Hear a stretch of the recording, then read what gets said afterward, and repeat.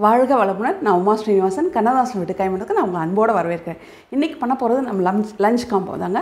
ரொம்ப சிம்பிளான lunch combo என்னன்னு பார்க்கலாம் வாங்க. முதல் உருளைக்கிழங்கு வறுவல். இதுக்கு சோம்பு கடுகு தாளிக்கிறதுக்கு எடுத்து வச்சுருக்கேன். இதோட கொஞ்சம் உளுத்தம்பருப்பு, கொஞ்சம் உளுத்தம்பருப்பு செவக்கட்டும். செவந்தோடனே கருவேப்பிலை, வெங்காயம் கொஞ்சம் வெடிக்கும், அதனால் ஒன்றாவே போட்டுடலாம். நம்ம இதை வெங்காயம் வந்து நீட்டு வாகில் வெட்டி வச்சுக்கிட்டிங்கன்னா நல்லாயிருக்கும். அது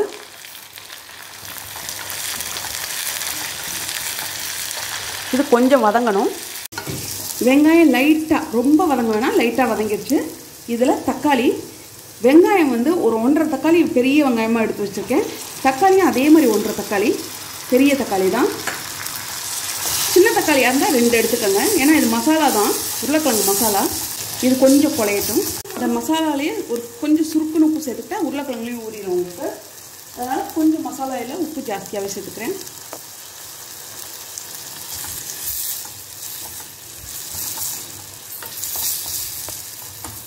இது நல்லா குழையணும். இல்லாமல் 2 உருளைக்கிழங்கு தான் வந்து வேக வச்சு வச்சுருக்கேன் முழுசாக தோல் உரிச்சு. இதை கொஞ்சம் பெரிய பெரிய பீஸாக போட்டுக்கலாம்.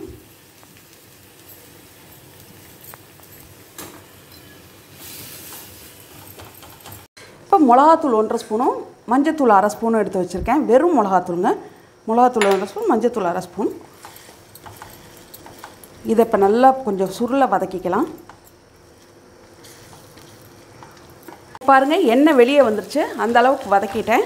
இப்போ இந்த உருளைக்கிழங்கு போட்டுக்கலாம். அதில் ரொம்ப சிம்பிள் தான். செட்டிநாட்டில் இதுதான் உருளைக்கிழங்கு கறினா இதுதான் பண்ணுவாங்க, உருளைக்கிழங்கு மசாலானா. இது வந்து கொஞ்சம் இதில் வதங்கணும். இது கொஞ்சம் நல்லா ஊறுற அளவுக்கு வதங்கணும். இந்த உருளைக்கிழங்கு மசாலா வந்து நல்லா வதங்கி தான் எடுத்து வைப்போம். இருந்தாலும் வந்து ஒரு 2 மணி நேரத்துக்கு முன்னாடி பண்ணிங்கன்னா, இல்லைன்னா 1 மணி நேரம் கூட ஓகேங்க. 1 மணி நேரத்துக்கு முன்னாடி பண்ணி அதை இறக்கி வச்சிட்டிங்கன்னா அந்த உருளைக்கிழங்குல அவ்வளவும் சார்ந்திருக்கும். உப்பு, காரம் எல்லாம் சார்ந்து ரொம்ப ருசியாக இருக்கும். அதெல்லாம் கொஞ்சம் முன்னாடி ஃபஸ்ட்டு எடுத்தோன்னா அதை வந்து பண்ணி இறக்கி வச்சுருங்க. ஒரு மணி நேரத்துக்கு முன்னாடியே இறக்கி வச்சுருங்க. அப்புறம் மற்றதெல்லாம் தாளிச்சு விடுங்க. ஏன்னா அந்த உருளைக்கிழங்கு சார்ந்ததுன்னா அவ்வளோ ருசியாக இருக்கும். மசாலா பொடி தாளித்து விட்டு அது பக்கம் சின்னதில் அடுப்பில் வச்சாச்சு. அதுக்கு சின்னதாக வச்சு அது வெந்துக்கிட்டே இருந்தால் அது நல்லாயிருக்கும். அதனால் அது சின்ன அடுப்பில் மாற்றிட்டேன். இப்போ சாம்பார் தாளித்து விட்டுருவாங்க.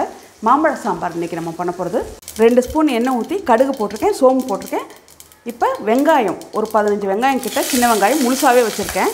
வெங்காயம் வந்து கொஞ்சம் செவக்க விட்டுருங்க. பாருங்கள், லைட்டாக செவந்துருச்சு, அந்த அளவுக்கு செவந்தால் போதும். இப்போ தக்காளி ஒரு 2 தக்காளி பெருசாக தான் வெட்டி வச்சுருக்கேன்.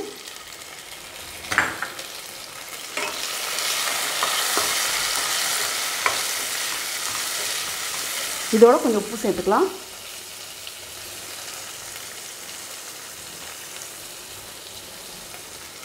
தக்காளியை கொஞ்சம் குழைய விட்டிங்கன்னா நல்லாயிருக்கும். இப்போ மல்லித்தூள் 1.5 ஸ்பூனுங்க, மஞ்சத்தூள் ஒரு 1/2 ஸ்பூன், 2யும் போட்டுக்கிறேன். 1/2 ஸ்பூன் தான், அதுக்கு மேலே போடாதீங்க. 1/2 ஸ்பூன் தான். சாம்பார் கொஞ்சம் எல்லோவாக இருந்தால் நல்லாயிருக்கும் மாம்பழ சாம்பார். ஏன்னா சாம்பாருக்குனாவே மிளகாத்தூள் கம்மியாக போட்டிங்கன்னா நல்லாயிருக்கும் சாம்பார். இதில் பெருங்காயத்தூளுங்க. பெருங்காயத்தூள் உங்கள் வாசனைக்கு ஏற்ற மாதிரி. நான் கொஞ்சம் ஜாஸ்தி போடுவேன் பெருங்காயத்தூள், 1 ஸ்பூன் கிட்ட போடுவேன். நீங்கள் எவ்வளோ போட்டுக்கிறீங்களோ அது போட்டுக்கோங்க. ஆனால் இப்போ தான் போடுவேன் பெருங்காயத்தூள் நான். எண்ணெயில் போடுறதோட இப்போ போடுறது நல்ல வாசனை வரும். இதில் கருவேப்பிலை கொஞ்சம்.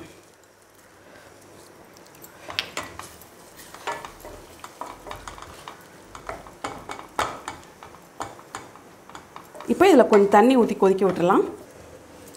இப்போ மேலாக கொஞ்சம் பருப்பு தண்ணி ஊற்றிக்கிறேன். இதில் ஊற்றிக்கலாம். இதில் 2 சேர்ந்து நல்லா கொதிக்கட்டும். முதல் கொஞ்சம் மாம்பழ சாம்பார் தண்ணியாக இருந்தால் நல்லாயிருக்கும். இது 2 சேர்ந்து இப்போ நல்லா கொதிக்கட்டும்.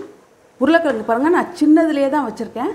வச்சு இதை வதக்கி விட்டுட்டே இருக்கேன். ஏன்னா கொஞ்சம் இதில் ஊறட்டும் நல்லா, அதனால் வதக்கி விட்டுட்டே இருக்கேன் சின்னதுலேயே வச்சு. அடியெல்லாம் ஒன்றுமே பிடிக்காது இப்படி வச்சு வதக்கிட்டே இருந்தீங்கன்னா. இப்போ நல்ல தண்ணி, அந்த பருப்பு தண்ணி ஊற்றி நல்லா கொதிச்சிட்ருக்கு. இந்த நேரத்தில் மாம்பழம், ஒரு மாம்பழம், பெரிய மாம்பழம் நான் வெட்டி வச்சுருக்கேன், போட்டுடலாம். மாம்பழம் மட்டும் கொஞ்சம் நல்லா இனிப்பாக பார்த்து எடுத்துக்கோங்க. அப்போ தான் அந்த டேஸ்ட் வந்து சாம்பாரில் இறங்கும்போது ரொம்ப நல்லாயிருக்கும். இது ஒரு கொதி வந்தால் போதுங்க, ரொம்ப வேகணும்னு அவசியம் இல்லை மாம்பழம் உங்களுக்கு. இப்போ பருப்பை ஊற்றிடலாம் இதில்.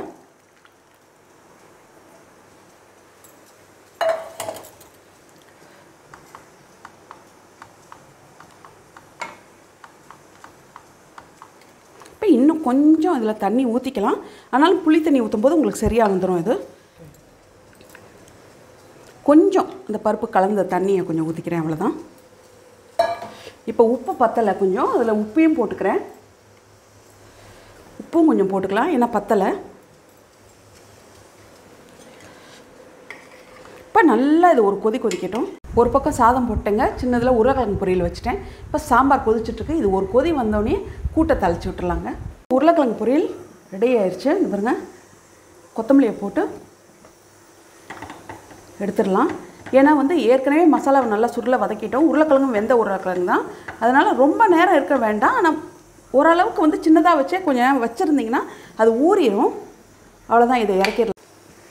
இப்போ இது நல்லா ஒரு கொதி வந்துருச்சு. இப்போ புளி தண்ணி கொஞ்சம் ஊற்றிடலாம். பாருங்கள், சாம்பார் வந்து ரொம்ப திக்காக இருக்காது, தண்ணியாக தான். ஏன்னா கொஞ்சம் நேரம் ஆக இன்னும் கொஞ்சம் திக்காகும், அதனால் தண்ணியாகவே வச்சுருக்கேன் சாம்பார். ரொம்ப திக்காக இருக்காது இந்த சாம்பார். மாம்பழ சாம்பார் கொஞ்சம் தண்ணியாக இருந்தால் ரொம்ப நல்லாயிருக்கும்.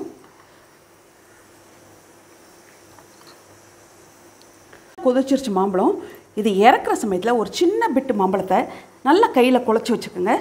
இதை ஊற்றி விட்டுருங்க இதில்.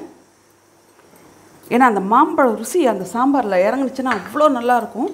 இதை ஊற்றி விட்டு அந்த பாருங்கள், அவ்வளோதான், கொதிக்குதில்ல, போதும்.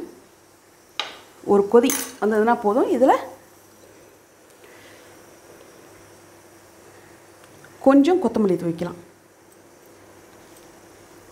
அவ்வளோதாங்க மாம்பழ சாம்பார். அந்த ஒரு பிட்டு மாம்பழத்தை நீங்கள் பிசைஞ்சிட்டு அதில் ஊற்றி விட்டிங்கன்னா ஜூஸ் மாதிரி அவ்வளோ ருசியாக இருக்கும் அது சாம்பார். குக்கரில் வந்து எண்ணெய் 1/2 ஸ்பூன் ஊற்றிருக்கேன். இது டக்குன்னு நீங்கள் பண்ணிடலாம். சீரகம் ஒரு ஸ்பூன் சீரகம். இது வந்து கூட்டுங்க, ரொம்ப சீக்கிரம் பண்ணிடலாம். இப்போ வந்து சீரகம் தாளிச்சிருக்கேன். சீரகம் கம்மியாக வேணாலும் நீங்கள் போட்டுக்கலாம். இப்போ பூண்டு 2 பல் தட்டி வச்சுருக்கேன் தோலோட, அதையும் போட்டுடுறேன். இதில் பாருங்கள், வெங்காயம், கொஞ்சம் கருவேப்பிலை, ஒரு பச்சை மிளகா. வெங்காயம் 1/2 வெங்காயம் தான் வெட்டி வச்சுருக்கேன்.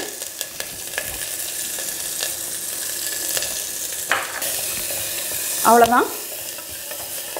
இதை தாளித்து இப்படி விட்டுட்டு இதில் நான் சவுச்சவு தான் வெட்டி வச்சுருக்கேன் கூட்டுக்கு. சவுச்சவு பாருங்கள், ரொம்ப பொடியாக வெட்டாதீங்க சவுச்சவை. கொஞ்சம் அந்த காய் கொஞ்சம் தெரிகிற மாதிரி வெட்டினா நல்லாயிருக்கும். இதில் 1/4 அழகுங்க 50 கிராம் தான் பாசிப்பருப்பு எடுத்து வச்சுருக்கேன். ஒரு சவுச்சவு, சின்ன சவுச்சவுக்கு 50 கிராம் பாசிப்பருப்பு வச்சுருக்கேன். அப்படி ஊற்றிடலாம் அதை. இப்போ இதில் கொஞ்சம் தண்ணி ஊற்றிடலாம்.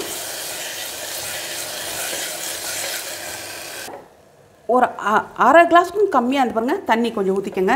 ஏன்னா பருப்பும் அந்த காயும் வேகிறதுக்கு தான். எல்லாமே ஒன்றா போட்டுடலாம், இது ஈஸி. அவ்வளோதான்.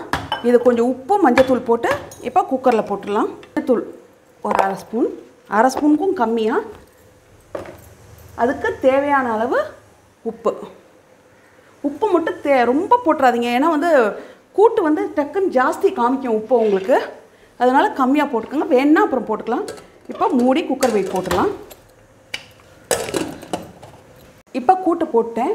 இது ஒரு 3 விசில் வந்ததுன்னா போதும் உங்களுக்கு. ஏன்னா பருப்பு எல்லாம் வேகாமல் தான் போட்டிருக்கேன். 3 விசில் வந்ததுன்னா இறக்கிடலாம். இறக்கி தேங்காய் பூ போட்டு அந்த கூட்டு வேலை முடிஞ்சுது. இப்போ எல்லாமே டக்குன்னு முடிஞ்சது பாருங்கள்.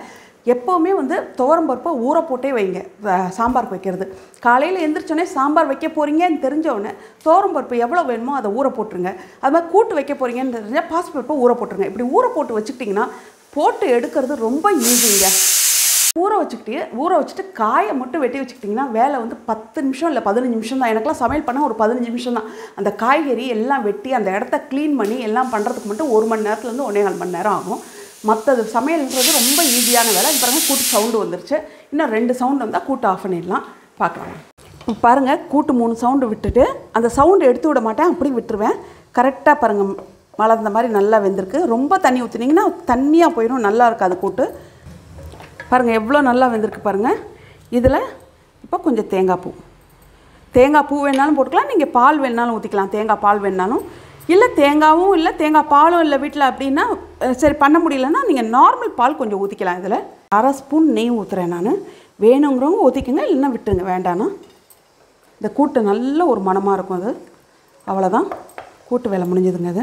இப்போ கூட்டு, மாம்பழ சாம்பார், உருளைக்கிழங்கு மசாலா ரெடி ஆயிடுச்சு. இதுக்கு ஒரு அப்பளம் மட்டும் பொரிச்சுக்கிட்டா ரொம்ப நல்லாயிருக்கும்.